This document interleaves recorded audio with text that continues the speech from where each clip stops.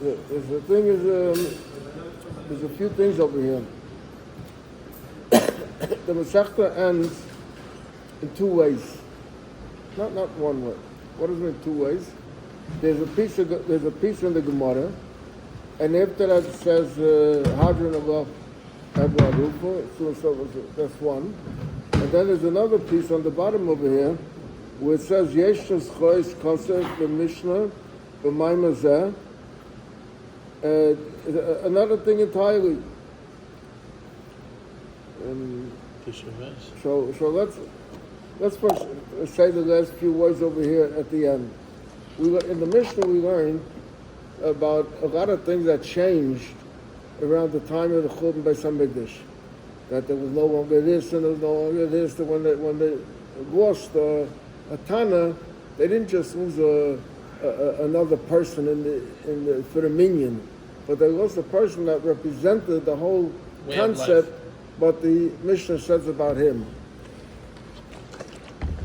Then there's a question if Anova is also mentioned in here, or in other words, did Anova become bottle or did it not become bottle? No. When do we want to say that there was a difference in Anova? So there's a nusach that says that Mishamesh Rebbe bottle Anova. Who was Rebbe? Rebbe was the one who started the Mishnah. Now, so it couldn't say in the Mishnah, Mishamesh Rebbe, like all the things that it says over here. This one passed away as a bottle going on Ashkoivus. This one bottle going to do. It couldn't say in the Mishnah, Mishamesh Rebbe bottle Anova. Because Rebbe, how could he would write on himself? What happened after he passed away? What happened after he passed away? Right. Doesn't make sense. So it seems like from the Gemara that there was a issue among the Talmidim from Rebbe that we should make an addition in the Mishnah. Now, even though Rebbe didn't write in the Mishnah Mishamesh Rebbe's bot Anova because it doesn't fit, but there was some that held that it would be a nice thing to say about Rebbe and to put it into the Mishnah. So the Gemara said over here at the end that Amalei Rabbi Yosef Latana. Rabbi Yosef said to one of the Tanoim, Rabbi Yosef was a Tana, and he said to one of the Tanoim that from the Mishnah that was editing the Mishnahs, they were working on Rebbe's Ksavim. Rebbe had everything B'Ksav, so they were working. There was an editorial group that was working on it, and he says, you know what? Listen, leave the Mishnah the way it is. Like Tisna Anova, don't add Anova. You know why? Because I'm still living. Because I'm still living. And Rashi comes along and touches us up. What's like the Ikano? Sha'ano Amvason. Ammanodov? So I can't allow you to give the credit to Rebbe, so to say, that we should make Rebbe Bokla Anova. Where am I? But to say you're an Anav also, how could someone say that he's Anav? Well, they always say, if you don't believe that the person's an Anav, ask him. So that's the talk at the kasha. So the teretz is how could it be that he can say I'm an Anav? That's the kasha that they ask. So an answer from last week's parsha. V'ish Moshe Anav Moed Mikol Olam Shapnei Adamo. So and Moshe let the Eibushter put that into the Torah.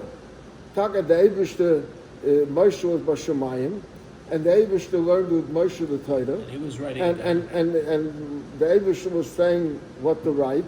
So Moshe says, hey, take it easy, Baruch. This we can't put in. So and Moshe didn't complain, and he let it in there. So the Rebbe is Masber. I noticed also in the Dvar Malchus from last week, I think, from Bavaisa, I think, there's a short vault over there. There was some shot for Ish Moshe honored what Moshe knew his milas.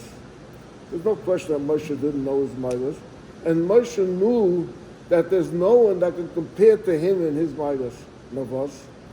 Moshe said to himself, it could be someone that had all these milas would be much would be much greater than I am. If they had my job, So they'd do a better job. Yeah, I don't deserve so much credit.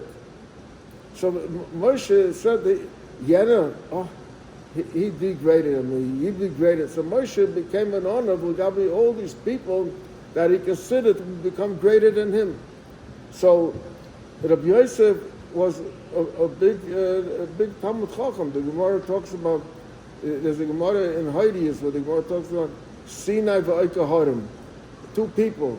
One person is a Gevaldik Baki, and one person is a Gevaldik Mechadash Chidushim. They were both, there was a question who they should take as a Rosh Hashiva. And Yosef, I think the Gemara said, was Sinai. Was an exceptional Baki in Torah. No, but if Yosef getracht, I have nothing to be great about, because someone else, maybe they had better parents or better teachers or whatever, would even be better than me. So the question over here is, should you say that? Now, when you say that Botla Nova, that means it's a thing that you shouldn't expect. If you're saying the marshal, when you talk about the qualities of these Chachamim over here, each one's quality, there's no one else that came up, a new person that was born and replaced this person. It doesn't say, the marshal, that, example, it doesn't say here, Botol Ziva Chochma, or Botol covered a Torah, and it was replaced because someone else came up, an Einikel came up. It doesn't say. So if I say that if the Mishnah says it's sort of like a psak, not that you're not allowed to have another, but that don't expect it. That level, let me hear. Huh? At that level. At that level, but don't expect it. But so what's the issue in the Gemara? The issue in the Gemara is if we should say even that another doesn't exist. Because if you say another doesn't exist, someone will say, I'm striving to be another. So say, you're wasting your time. You can't strive to be, it's not going to be another honor. We know that there was a question if we should quote it or we shouldn't quote it. If I said that there was a question if you should strive to be an honor. So Rabbi Yosef is saying, I'm an honor, and you could strive to be an honor. What has all this got to do with Sefta Sotah? So the Maisa is, the Gemara says, in the beginning we learned the Sefta Sotah is Yazir Atzim and Ayayin, but let's look at the wording in the Torah for a Sotah.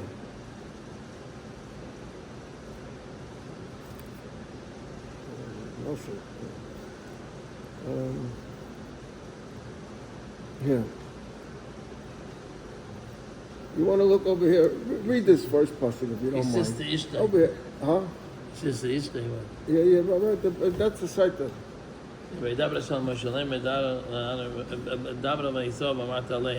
Ish. Yeah, why does it say ish? Twice. That's saying ish. If there's such thing as a double man, who are you talking? You're talking to man. Ish. If a man has kisisa ishtai, so then we'll see, that's the whole parsha. So why does the Torah emphasize ish kisisa ishtai? So the teretz is, the Torah is trying to figure out how is it possible that a woman should become a Sotah? L'chayra.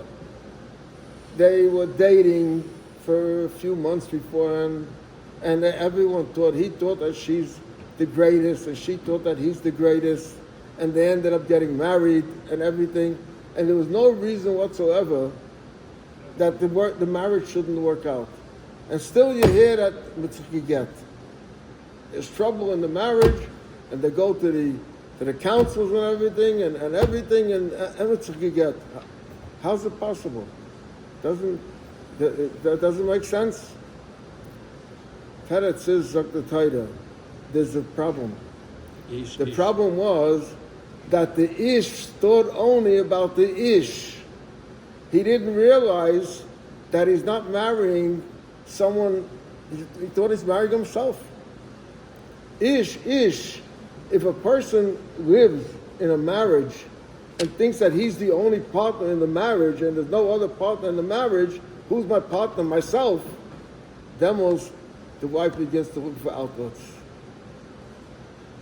That's the chiddush of the Torah, not the chiddush, but that's the fact. And I said that in America, we call it marriage and we call it wedding. And how does a wedding begin? You spell it W-E, we. If it starts with W-E, then it continues more. But if there's no W-E to begin with, there's only I, ish, only ish, it doesn't work. So and we learned the Gemara, that the Gemara says, we learned the Gemara a few months before, that the Gemara says that people, if even the members of the family hate someone that's a Balgaiva. Frek the Gemara, so why did they get married? Zok the Gemara, that they got married because they didn't realize it before that. But after the marriage, when they begin to realize that tracht noveg is zich, and doesn't recognize that he has a wife also, that's when the trouble comes in, and they get divorced.